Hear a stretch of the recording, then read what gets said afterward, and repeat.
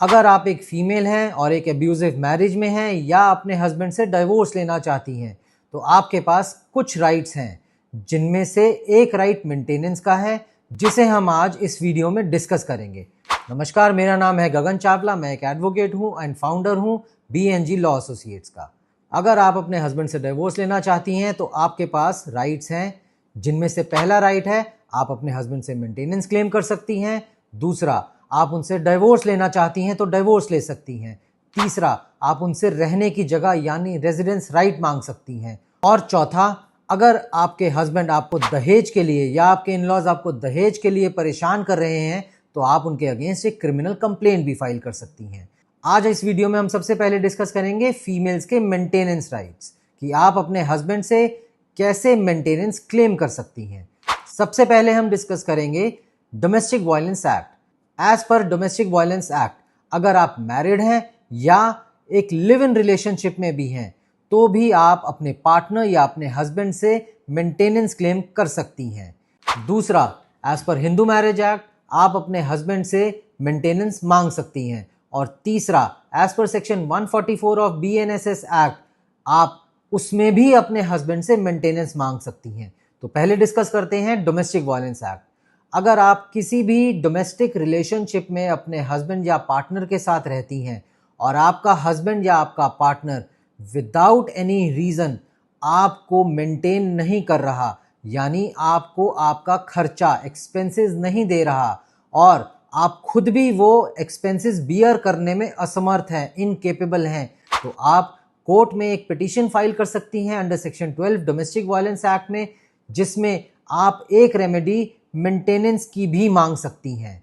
Maintenance के remedy avail करने के लिए आपको और आपके हस्बैंड दोनों को एक एफिडेविट फाइल करना पड़ेगा कोर्ट में, जिसमें आप दोनों अपने बैंक अकाउंट डिटेल्स, अपनी इनकम डिटेल्स और अपने एक्सपेंडिचर डिटेल्स सब कोर्ट के आगे सबमिट करते हैं और कोर्ट में फाइनल डिसीजन होने से पहले ही इस मेंटेनेंस का डिसीजन हो जाता है।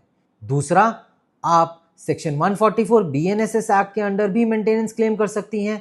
प्रोसीजर इसमें भी सेम ही रहेगा, पर ये एक क्रिमिनल ऑफेंस है, प्रॉपर क्रिमिनल ऑफेंस है। और अगर आपका हस्बैंड आपको maintenance despite order of court नहीं देता तो आप उसके अरेस्ट वारंट भी कोर्ट के द्वारा इशू करवा सकती हैं।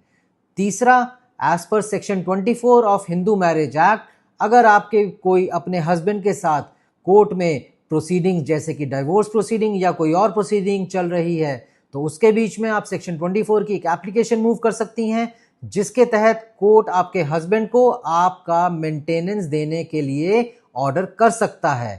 और जब कोर्ट ने एक बार वो ऑर्डर पास कर दिया तो आपका हस्बैंड वो मेंटेनेंस देने के लिए बाध्य है, नहीं तो आप उसकी प्रॉपर्टी जो मूवेबल या इमूवेबल हो सकती है उसे भी अटैच करवा सकती हैं।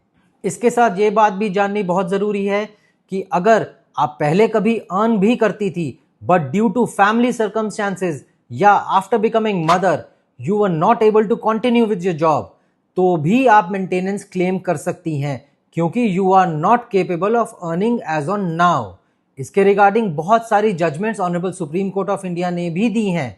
और याद रखिए कि अगर आपका हस्बैंड आपके मेडिकल एक्सपेंसेस भी बियर नहीं कर रहा और आपको उन मेडिकल एक्सपेंसेस की ज़रूरत है तो आप वो भी क्लेम कर सकती हैं। साथ ही साथ अगर आप भी कमाती हैं पर आपके हस्बैंड और आपकी इनकम में बहुत फ़र्क है, यानी आपके हस्बैंड बहुत ज़्यादा कमाते हैं और आप उनके कंपैरिजन में बहुत कम कमाती हैं, तब भी आप मेंटेनेंस क्लेम कर सकती हैं। यहाँ पे एज पर जजमेंट्स इसमें फॉर्मूला ये है कि आपके हस्बैंड को आपको उन्हीं लिविंग कंडीशंस में रखना पड़ेगा जिन लिविंग कंडीशंस में आप उनके साथ रहती थी। आप ये नहीं कह सकते आपके हस्बैंड कि आप पहले अगर 1 लाख रुपए आपको इनकम थी या मैं आपको 1 लाख रुपए महीने का खर्चा देता था, अब मैं आपको सिर्फ 10,000 दूंगा। कोर्ट इस चीज़ को एक्सेप्ट नहीं करती। अगर आपके पास आपके माइनर चाइल्ड की कस्टडी भी है तो आप उसके लिए भी उसके बिहाफ पे अपने हस्बैंड से कोर्ट के थ्रू मेंटेनेंस क्लेम कर सकती हैं, जिसमें उसकी एजुकेशन का खर्चा, उसके स्कूल फीस, ट्यूशन फीस, उसके अपब्रिंगिंग का खर्चा और भी अगर कोई मिसलेनियस एक्सपेंसेस हैं वो भी आप अपने हस्बैंड से क्लेम कर सकती हैं। और आपका हस्बैंड वो खर्चे उठाने के लिए बाध्य है। ऐसे ही और नॉलेजेबल वीडियोस के लिए हमारे साथ जुड़िए और हमारे चैनल को सब्सक्राइब कीजिए। Know your rights and fight for the truth. नमस्कार।